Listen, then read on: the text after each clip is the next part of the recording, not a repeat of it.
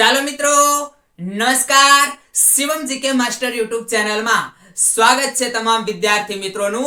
આજે મિત્રો આપણે જોઈશું અમુક વિદ્યાર્થી છે એ હજુ પણ ખૂબ જ બીવે છે, જેનાથી ગ્રાઉન્ડ જે છે એ થોડા માટે રહી જાય છે હાલની અંદર, એ બીવે છે. પછી જેને છાતી ઓછી થાય છે, પછી ઊંચાઈ ઓછી થાય છે, આ લોકો ખાસ હજી બી રહ્યા છે. બીવાની કઈ જરૂર નથી. તમારે ઘણે અંશે એટલે થોડું ઘણું જો ઓછું રહેતું હોય તો બીવાનું નથી, એની રાઉન્ડ ફિગર ગણાય. જો રાઉન્ડ ફિગર પણ હું તમને આજે સમજાવી દઉં છું. સૌથી પહેલા તો દરેક વિદ્યાર્થી મિત્રોને આજે હેપી મકર સંક્રાંતિ, બરોબર, અને હેપી ઉત્તરાયણ. પતંગ જે છે એ બધાય ચગાવજો, આરામથી અને આનંદથી ચગાવજો, પણ એક ધ્યાન રાખજો કાંઈ ઈજા ના થાય. કદાચ મેડી પરથી પડી ના જવાય, ઘર પરથી પડી ના જવાય, દોડતા દોડતા પડી ના જવાય, અને જો પગ કે કઈ કમર મચકોડાણું તો પછી આ જે તમારું ગ્રાઉન્ડ છે એ પડ્યું રહેશે. એટલે આરામથી બધું આનંદ કરી લેજો, બરાબર. તો ચાલો શરૂઆત કરીએ આપણે. હા, આની સાથે એક જીકે જોડાયેલું છે, જો કોઈને ખબર હોય તો. કર્કવૃત અને મકર વૃત, આ બે વૃત છે, બરાબર. તો સૂર્ય અત્યારે આના પર હોય, મકર વૃત પર. અત્યારે સૂર્ય મકર વૃત પર હોય, અને મકર વૃત પરથી સંક્રાંતિ કરશે. ક્યાં? કર્કવૃત બાજુ હવે સંક્રાંતિ કરશે, એટલે આનું નામ શું છે? મકર સંક્રાંતિ, બરોબર. હવે મકર વૃત થી કર્કવૃત બાજુ સંક્રાંતિ કરશે, એટલે હવે આપણે શિયાળો ધીરે ધીરે ઓછો થતો જશે. કર્કવૃત ક્યાં આવેલું છે? ગુજરાત ના ઉત્તર ભાગમાંથી પસાર થાય છે, 6 જિલ્લામાંથી. આમાં પડવું નથી, આ તો આવ્યું એટલે કહી દીધું. અગત્યનો લેક્ચર, બરાબર, જોઈ લો. છાતી, જેને 77 78 થાય છે, પણ જો ફૂલાવીને 84 થઈ જાય તો ચાલે ખરું. ભાઈ જો સ્ટાફ બધી જગ્યાએ સારો છે, એક બે ગ્રાઉન્ડ બાદ કરતા ત્યાં સાહેબ થોડાક છે સ્ટ્રિક, બાકી બધે સ્ટાફ સારો છે, સાહેબે સારા છે. ઊંચાઈ અને છાતીમાં લગભગ ક્યાંય વિદ્યાર્થીને કાઢતા નથી. તમે બીજા વિદ્યાર્થી ગ્રાઉન્ડ કરીને આવ્યા છે એમને પૂછી લેજો. તો આ રાઉન્ડ ફિગર ગણાય. આ તમારે મિત્રો રાઉન્ડ ફિગર ગણાય. માનો કે 79 છાતી જોઈએ છે, બરાબર. 79 અહીંયા લખું છું 79, પણ 79 ને બદલે તમારે થાય છે 78.6, 78.7, આવી રીતે 78.8, 78.8 રાઉન્ડ ફિગર. એટલે આને રાઉન્ડ ફિગર ગણાય. તમારે 79 પૂરેપૂરી નથી થતી, પૂરેપૂરી 79 નથી થતી છાતી, પણ છાતી તમારે કેટલી થાય છે? 78.6, પછી 78.7, 78.8, આવી રીતે થાય છે. તો આ રાઉન્ડ ફિગર ગણાય. તમને અધિકારીઓ ત્યાં કદાચ ના સમજાવે તો આ રાઉન્ડ ફિગર ગણાય. જો 78.4, 78.3 આવી કઈ થતી હોય ને તો આ રાઉન્ડ ફિગર 78 ગણાય, બરાબર. હવે જો આ 78.6 પછી 78.7 આ રીતે થતી હોય તમારી છાતી તો એ 79 ગણાય. અને એમ છતાં હજી તમારે માની લો કે છાતી તમારે 77 થાય છે અથવા 78 જ થાય છે, 78 છાતી થતી હોય તોય બીવાન નહીં. માત્ર 78 અથવા 77.9 છાતી થાય, બરાબર, તો 78 ગણાય. હવે આની અંદર શું કરશે? આની અંદર જે માપવાવાળા છે ને બહુ એટલે બહુ દયાળુ છે, બધી જગ્યાએ દયાળુ જ છે. શું કરશે? તમારી છાતી અહીંયા જે કાંઈ થઈ, બરાબર, એ કાંઈ બહુ લક્ષમાં લેવામાં નથી આવતું. છાતી ગમે ત્યારે વધી જાય, બધાને ખબર પડે, બરાબર. એટલે હવે એક જ વસ્તુ કરશે, 79 ચાલો થઈ ગઈ, લખાઈ નાખશે 79. શું કરશે? 78 તમારી છાતી છે, 77.8 છાતી છે, તો એ કરશે ચાલો 79. પછી કહેશે ફૂલાવો, અને ફૂલાવીને જો તમારે 84 થઈ જાય, તમારે છાતી 78 છે, ફૂલાવીને 84 થઈ જાય તો ચલાવી લેશે.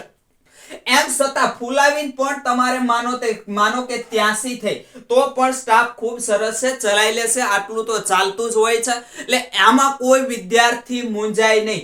છાતીમાં જો આ રીતે રાઉન્ડ ફિગર પણ તમને કીધું છે, અને રાઉન્ડ ફિગરમાં પણ જો તમે ના આવતા હોય તો એની અંદર કાંઈ મૂંઝાવાની જરૂર નથી.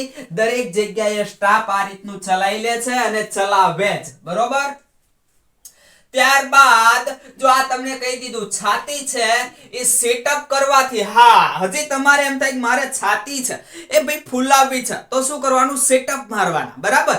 દંડ જે તમે કરો છો એ દંડ કરવાના, જેથી કરીને છાતી તમારી ફૂલે ખરી. હજી જેમને હજી 15-20 દિવસ અથવા 1 મહિનો, 30 દિવસ અથવા 45 દિવસ જે કઈ હોય, બરાબર, 20, 30, 40 દિવસ જો બાકી હોય, 15 દિવસ ઉપર બાકી હોય, એને દરરોજ 10 સિટઅપ કરવાના.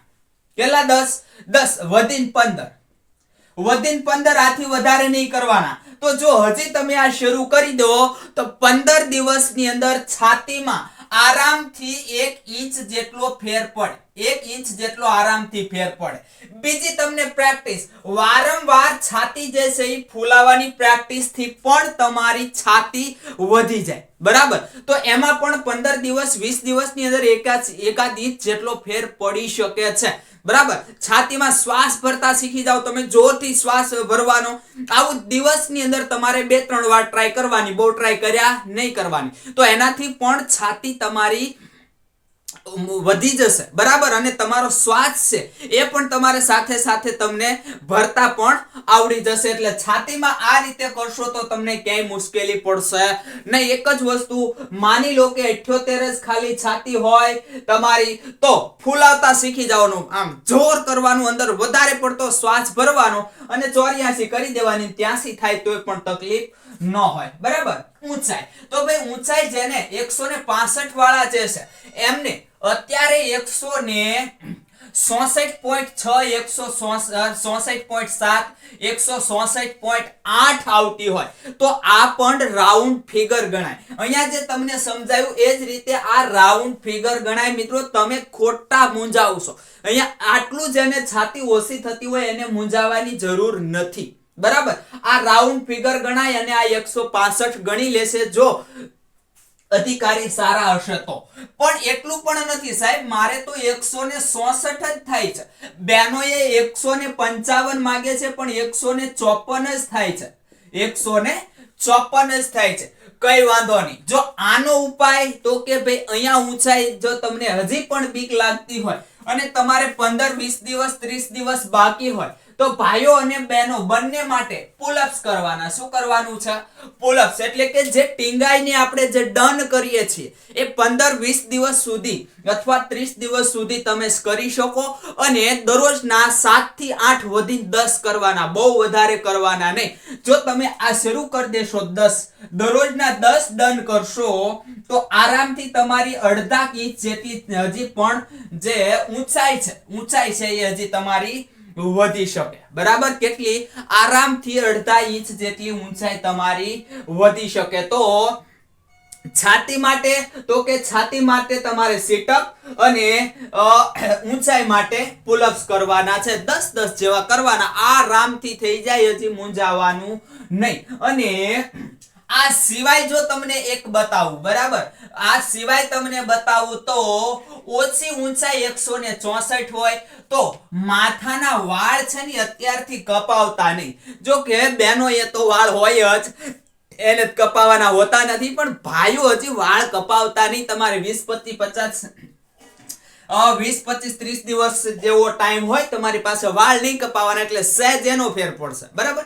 સહેજ એનો ફરક પડે. પછી દરરોજ તમે 10 ડન કરતા હશો, સહેજ એનો ફરક પડશે અને રાઉન્ડ ફિગરમાં તમે આવી જશો એટલે આરામથી તમને લઈ લેશે, બરાબર? જો હવે ત્યાં શક્ય હોય ને તો તમે આ કરી શકો. ગ્રાઉન્ડ ની અંદર જાઓ ત્યારે તમે સહેજ ઊંચા થઈ જાઓ, જેટલું થવાય આમ ટટ્ટાર ઊંચું થઈ જવાનું, જેમ તેમ ઊભું નહીં રહેવાનું, ટટ્ટાર ઊંચું જેટલું થવાય એટલું થઈ જવાનું, બરાબર? ત્યાંના માહોલ ઉપર આધાર રે ભાઈ, પગમાં જોવે છે નથી જોતા, પગમાં કદાચ ના જોતા હોય તો પગ સહેજ ઊંચા કરી દો, બરાબર? એવું પણ તમે અહીંયા કરી શકો છો. છાતીની અંદર હવા સહેજ ભરી દેવાની, સહેજ એટલે ભરાય એટલી. જો એ લોકોને વાંધા ના હોય, કોઈ તમને કે નહીં કે ભાઈ હવા નહીં ભરતા, તો તમારે છાતીમાં હવા ભરી દેવાની. છાતીમાં તમે એટલે અહીંયા તમે હવા ભરી દેશો એટલે તમારું શરીર ઓટોમેટિક સહેજ ઊંચું થાય, તો પણ તમે રાઉન્ડ ફિગરની અંદર આવી જશો. અને આ સિવાય હવે તમારે કામ શું લાગે ખબર? આ સિવાય તમારે એક વસ્તુ કામ લાગે તમારે, કે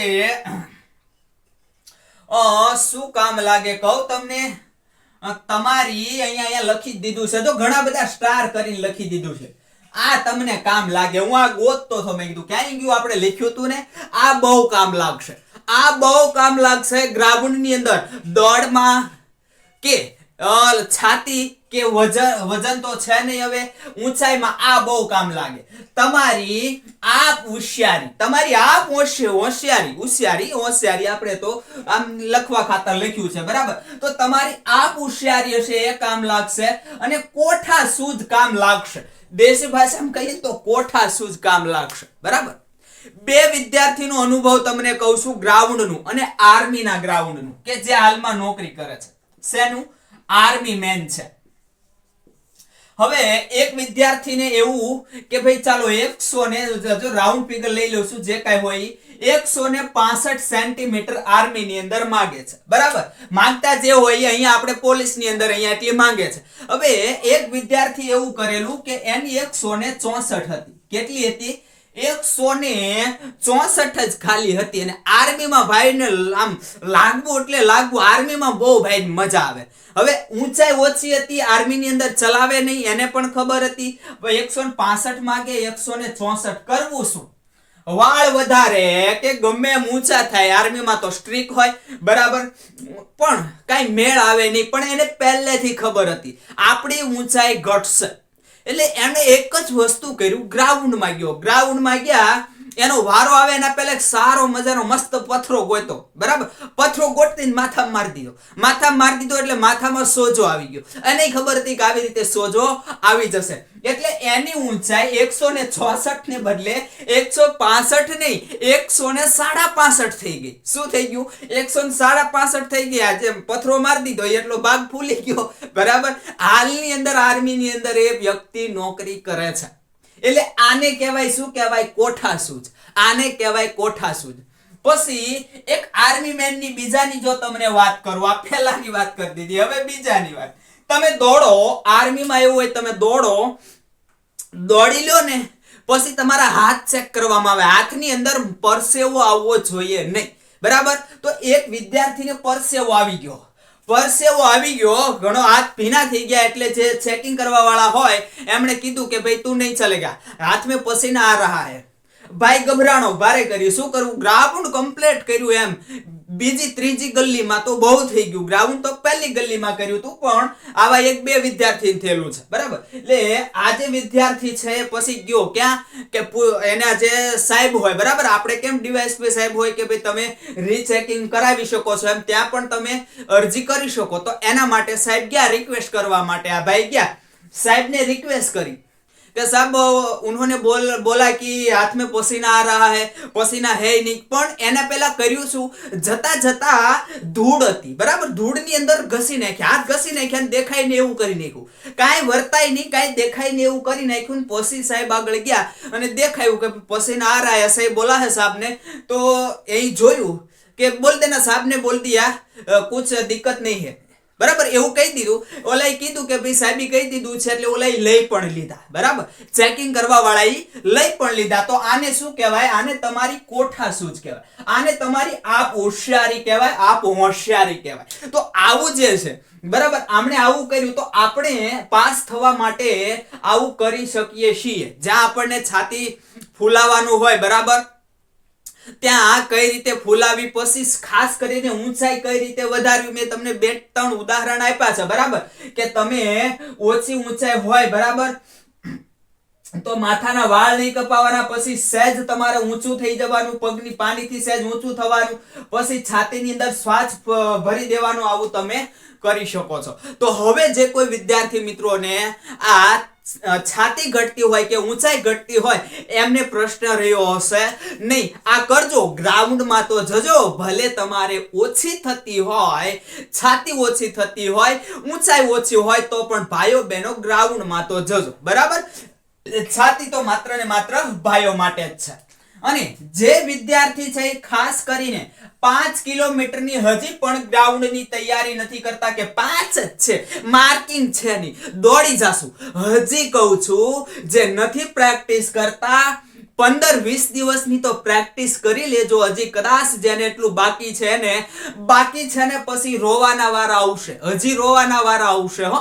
એમ કદાચ તમે એમ કહો કે મારથી થઈ જશે, પ્રેક્ટિસ કરી લેવી જરૂરી છે. ભલે તમને આત્મવિશ્વાસ હોય, ભાઈ આત્મવિશ્વાસ હોય થઈ શકે, એમ છતાં તમારે પ્રેક્ટિસ કરી લેવી જરૂરી છે, બરાબર, જેથી કરીને ત્યાં તમે છેતરાઈ ના જાઓ, બરાબર.